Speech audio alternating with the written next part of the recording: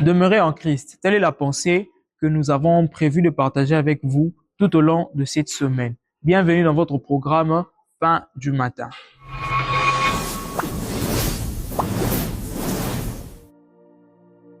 Genèse chapitre 27, du 30e au 40e verset. Bref historique, ici nous sommes en train de voir Ésaü qui vient répondre à la recommandation de son père pour qu'enfin qu'il puisse être béni. Mais malheureusement pour lui, Jacob est passé avant lui et Jacob a bénéficié de la bénédiction que lui, l'aîné, devait bénéficier. Mais en fait, bien aimé dans le Seigneur, la clé de cette histoire nous ramène au chapitre 25, du 19e au 23e verset. Laissez-moi vous définir demeurer en Christ.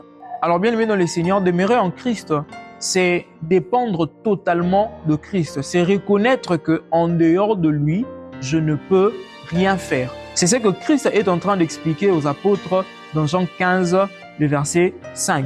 Donc, Christ est la maison en dehors de laquelle il n'y a pas de vie. Alors, revenons dans Genèse chapitre 25, du 19e au 23e verset. Nous voyons ici un père, Isaac, qui manifeste sa dépendance à Christ. Face à sa femme stérile, Rebecca, j'aime bien cette version qui dit « Isaac supplia l'Éternel ». Isaac n'a pas cherché de solution autre que Christ. Je ne vous empêche pas d'aller voir un médecin. Mais au fait, face à cette situation, Isaac va d'abord vers l'Éternel. Et la suite de l'histoire, vous verrez que l'Éternel a répondu. Mais également, Rebecca aussi va devoir faire la même chose. Lorsque Rebecca sent les enfants dans son ventre, ou le fœtus si vous voulez bien, en train de serter, quoi de plus normal? Mais Rebecca, pour cette situation, va consulter l'Éternel. Et alors, bien aimé, c'est là que l'Éternel va révéler à Rebecca ce qu'elle portait. Rebecca ne portait pas que Jacob et Ésaü. Rebecca était en train de porter deux nations, dont le petit Jacob, le petit frère, serait supérieur à son grand frère.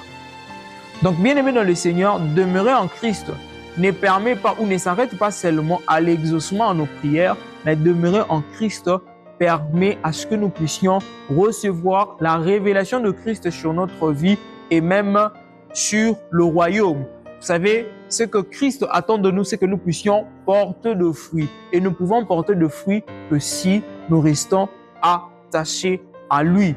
Alors, bien aimé dans le Seigneur, tu veux connaître la volonté de Christ, tu dois demeurer en lui afin de pouvoir porter de fruits selon que lui te le donne.